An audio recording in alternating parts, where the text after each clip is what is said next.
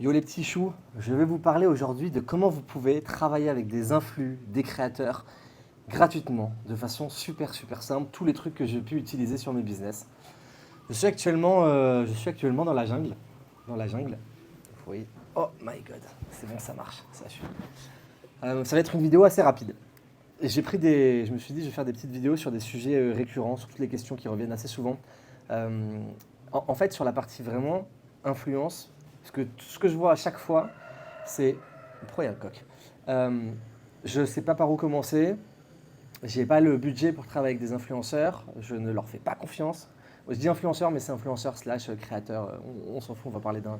On va dire influenceur, mais ça comprend tout le monde.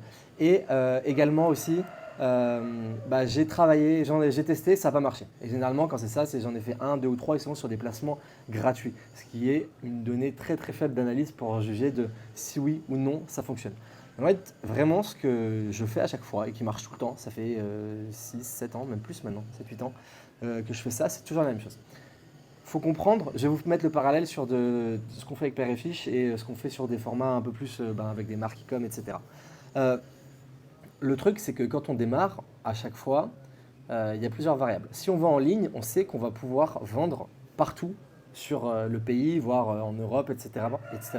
Donc en fait, on sait que toutes les personnes qui vont être enclins à passer à l'acte d'achat, elles vont pouvoir acheter si elles le veulent. VS, quand on a un business physique, un resto, un barbeur, un hôtel, bref, tout ce que vous voulez, vous allez toucher beaucoup de personnes, mais il y a plein de personnes qui ne pourront pas accéder à votre produit parce qu'elles ne seront pas dans votre ville, dans votre zone géographique. C'est exactement nous le problème qu'on a avec Père et Fiche, c'est que sur les 650 000 et quelques personnes qui nous suivent, il y en a 92% qui sont dans des zones où on n'est pas encore présent, parce que là actuellement on n'a que Paris et Lyon, et on a pas mal d'autres coups cette année.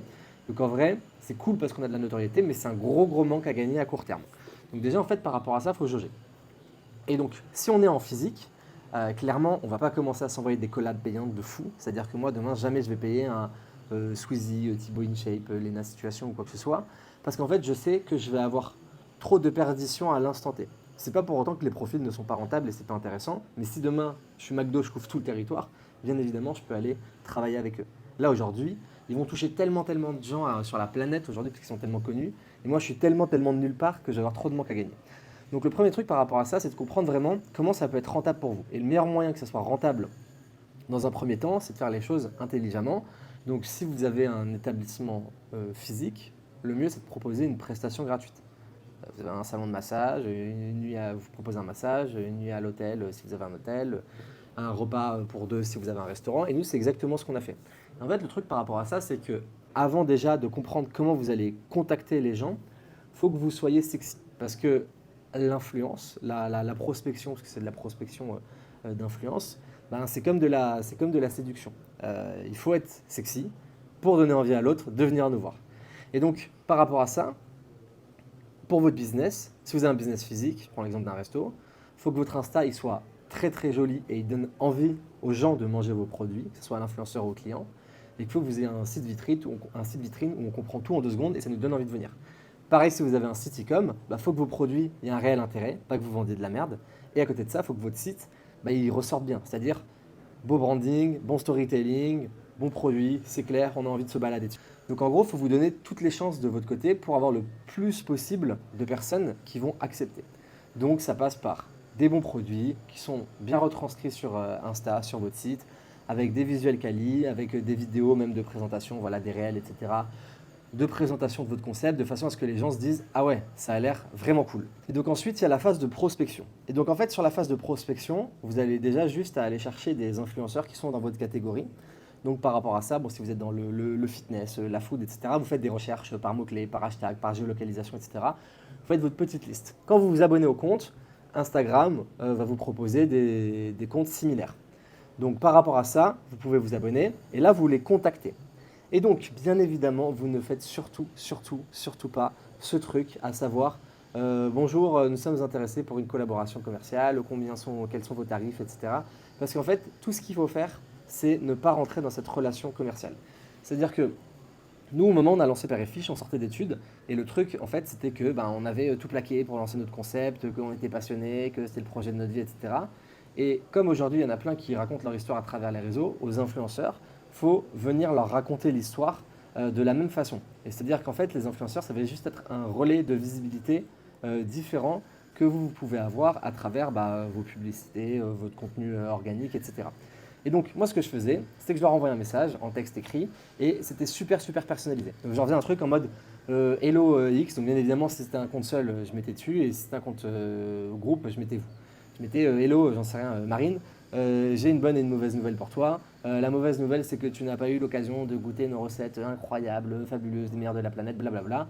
La bonne nouvelle, c'est qu'on t'invite. Et après, je rajoutais un truc un peu plus sérieux en mode plus sérieusement, on vient d'annoncer notre concept. On a tout, enfin, en gros, c'est le projet de notre vie, etc. On est full passionné et on pense que ça pourrait vraiment intéresser. Enfin, en gros, on suit ce que tu fais, on adore ce que tu fais et on pense que ça pourrait vraiment intéresser ta communauté, que tu partages cette adresse, etc.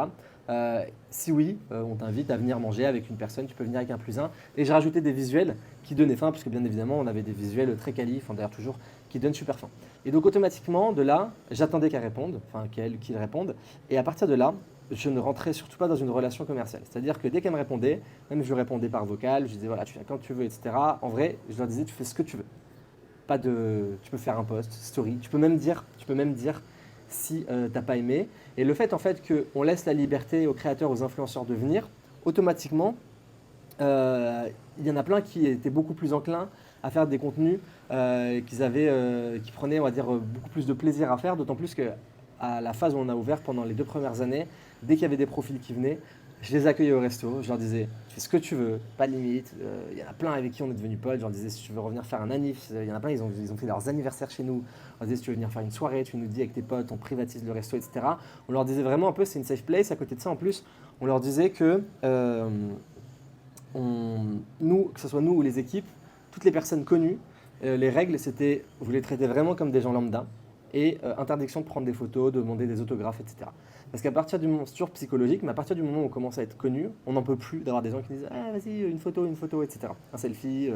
Et donc automatiquement le fait qu'on soit les seuls à les considérer comme des gens lambda, c'est super super super cool pour eux. C'est comme si je sais pas qui va regarder cette vidéo, mais si vous n'êtes pas connu, d'un coup vous êtes en mode festival de Cannes, ouais, photo, autographe, etc. C'est cool le temps d'une journée, mais quand ça devient ton quotidien, tous les gens ne peuvent plus de la célébrité, se faire harceler tous les jours, etc. Et donc nous, en fait, par rapport à ça, on a eu plein de profils qui sont venus au restaurant. Tous les YouTube games de la food, Fast Good Cuisine, Florian Air, Alan Food Challenge, plein d'artistes, de rappeurs. On a eu Al Capote, Mokobe, Asap Rocky, Rihanna. Et vous voyez Asap Rocky, Rihanna, bon, Rihanna, elle avait pris en livraison plusieurs fois, mais Asap Rocky, quand il était venu au restaurant, c'est quand même Asap Rocky, c'est une star mondiale. Là, pareil, on l'a vraiment traité comme si c'était quelqu'un de normal. On a pris le numéro de son manager, enfin son manager a pris notre numéro et on lui a dit tu nous contactes quand tu veux, si tu veux venir au restaurant, qu'on te le privatise, etc. Et le fait qu'ils sentent que c'est un peu une safe place pour eux, ça leur donne encore plus envie de revenir. Et Asap Rocky nous avait contacté pour qu'on le relivre quand il était revenu. Et en fait, toute cette partie-là, donc ça, c'est vraiment le truc de créer une relation d'humain-humain, pas une relation commerciale. Ça, c'est le premier truc qui est super, super, super important à comprendre. Et vous verrez en fait à qui vous adressez. Il y a des personnes où vous pourrez avoir une relation beaucoup plus friendly dès le début. Donc moi, je leur faisais des vocaux, pardon, en mode, tu peux venir directement, il n'y a pas de souci, blablabla. Et le fait qu'ils voient que ce ne soit pas une entreprise ou qu'elle est gérée à l'arrache, que ce soit le fondateur qui parle, que ce soit hyper humain, ça leur donnait encore plus envie de venir. D'ailleurs, quand ils avaient posté des stories, etc., je leur disais, tu reviens quand tu veux, c'est chez toi. Donc automatiquement, il y avait ce truc de fidélité qui venait. Et vous voyez, on a fait 250 influenceurs, nous, les 6 premiers mois. Et derrière, on en a fait, je crois qu'on en est à peu près à 2000 depuis l'ouverture. Bon, après, depuis la vague TikTok, etc., ça a été beaucoup plus intense. Et le truc, en fait, derrière, par rapport à ça, c'est que quand vous les contactez, ce qui est super important, voilà, c'est d'avoir un message personnalisé. Si vous pouvez mettre leur nom, leur prénom, même, je sais pas, vous savez que la personne, elle a un truc où on la reconnaît, où elle a un produit qu'elle aime bien et que vous le vendez, etc. Plus vous personnalisez le message et vous avez l'impression que ce message que la personne a l'impression que le message lui est destiné, plus elle sera enclin, du coup, à venir l'acheter, enfin à venir chez vous. Et donc, le truc derrière que vous pouvez faire qui est super important, c'est de contacter en double touche, à savoir sur Insta et par mail. Parce qu'en fait, il y en a qui gèrent leur Insta, d'autres qui gèrent leur mail. Des fois, il y a des agents entre-temps. Et nous, le nombre de fois où on tombe par mail, l'agent qui dit oui, pas de souci, la story, ce sera 1500 balles.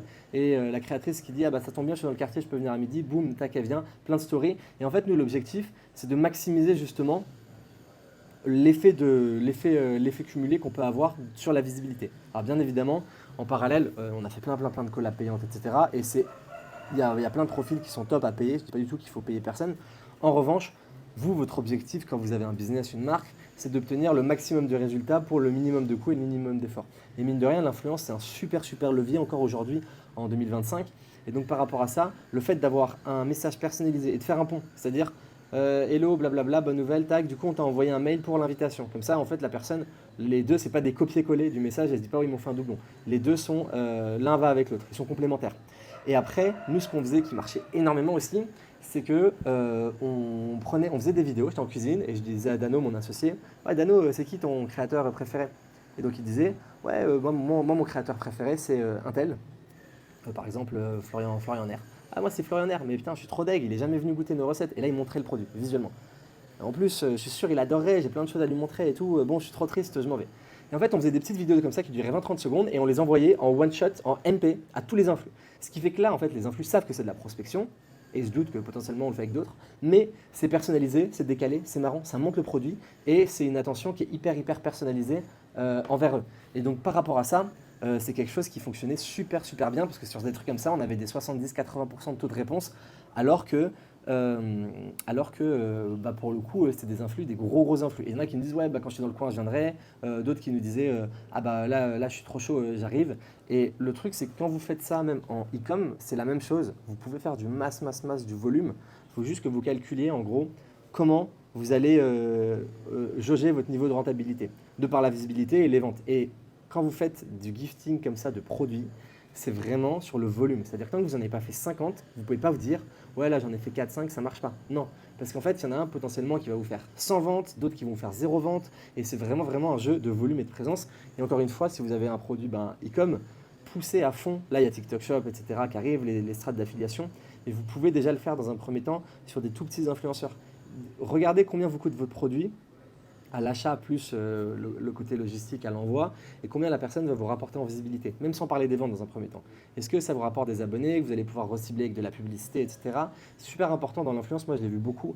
Tous les gens qui ont été bidons sur l'influence, c'était qu'ils fonctionnaient par ego. Ah non, lui, elle, c'est un gratteur, ah non, les profils, là comme ça, je le fais pas parce que moi, je vaux mieux qu'eux.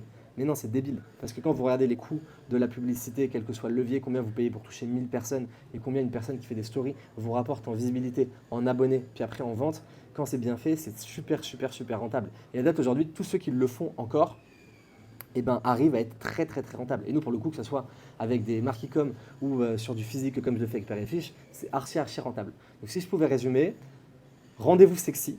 Donc site internet, le Insta, parce que c'est la première chose qu'ils vont voir, c'est une carte d'identité virtuelle. Il faut que ça donne envie de fou, qu'il y ait cet effet waouh, ok, j'ai envie de tester. Derrière, réfléchissez à créer une vraie relation d'humain à humain. Cherchez pas à vendre un truc, cherchez à créer la relation et leur proposer de venir, ne leur imposez rien. Vous verrez bien évidemment si vous envoyez des produits, vous les faites venir et ils ne postent pas, dans ce cas-là vous mettez une petite croix en mode ok, eux non, on ne fait pas. Ceux qui postent ou là vous avez des super retours, proposez-leur des collabs payantes. Une collab sur un one shot, si ça marche bien, vous les sécurisez sur 3 pour avoir des réductions. Et derrière, essayez vraiment d'innover et de montrer que vous vous intéressez aux personnes. Et à côté de ça, c'est juste un gros jeu de volume, donc c'est pas le truc le plus marrant à faire, mais bombarder en contenu, en prospection, MP, mail, etc. Et vous verrez que, bien évidemment, le pourcentage de réponse, plus vous allez taper des gros profils, plus il est faible. Mais essayez toujours d'innover de façon à attirer l'attention, c'est toujours une guerre d'attention, attirer l'attention de ces personnes, donnez-leur envie de soit vous donner de la force pour vous aider au lancement, en leur expliquant que voilà, c'est le projet de votre vie, vous y croyez à 2000%, etc. De leur donner, montrer que grave avec vos produits, ils sont incroyables, donc ils ont envie de tester. Et derrière, en fait, petit à petit, augmenter vos audiences, votre communauté, et après, il y a plein de stratégies à mettre en place en parallèle pour venir capitaliser sur tout ça. Mais encore une fois, faites du volume, et tant que vous n'avez pas fait de volume, vous n'avez pas mis d'intensité, ne prenez pas de décision, parce que vraiment, sûr et certain, ça marche à tous les coups, et innovez dans votre prospection, faites pas comme toutes les autres marques. Sur ce, ciao les petits choux!